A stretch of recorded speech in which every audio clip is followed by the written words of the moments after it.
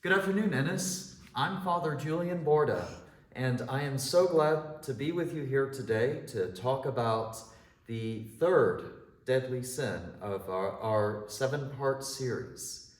So today we're continuing in the narrative of the prodigal son, and we're going to be going through the next couple of verses in the chapter.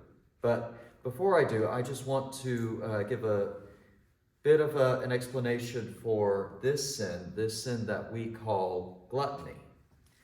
Gluttony is, as many of you know, the desire to overindulge, the desire to overeat, to have more than you need to survive, more than you know that you should have. It's just giving in to that desire and being defined by a desire to have more than you know that you should. So in the context of the story of the prodigal son, there are a couple of verses leading right off from where we left off last time, talking about greed and about sloth, that help us understand this mindset. So, as it says here, when he had spent everything, a severe famine took place throughout the region, and he began to be in need.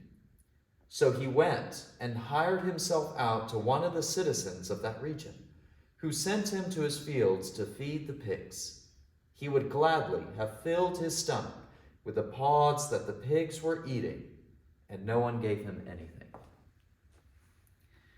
So here we're seeing with the prodigal son that there is a genuine hunger. There's a famine that has come out in the land, so he's just gone out, traveled far away from his family, and spent all of his money, and now there's a famine, and he has to hire himself out, and he's hungry. There's not enough food to go around, and he's just barely scraping by. But here he has allowed himself to be defined by a desire, a craving that debases him. So, here we see the image of gluttony, sort of an infamous image of a pig, right? We have the phrase pigging out.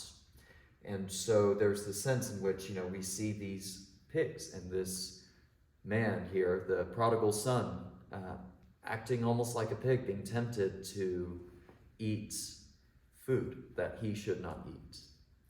And so what we see here is that with gluttony, there is this, like with any sin, but especially with gluttony, this need to actually hide a deeper problem, to not deal with something else that is a difficult thing. So, in the story of the prodigal son, we see these verses, and then we hear the next verse.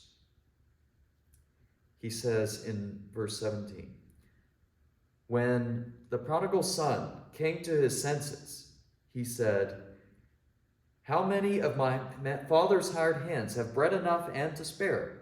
But here I am dying of hunger. I will get up and go back to my father. So we see here, before he came to his senses, his answer was to eat pig's food.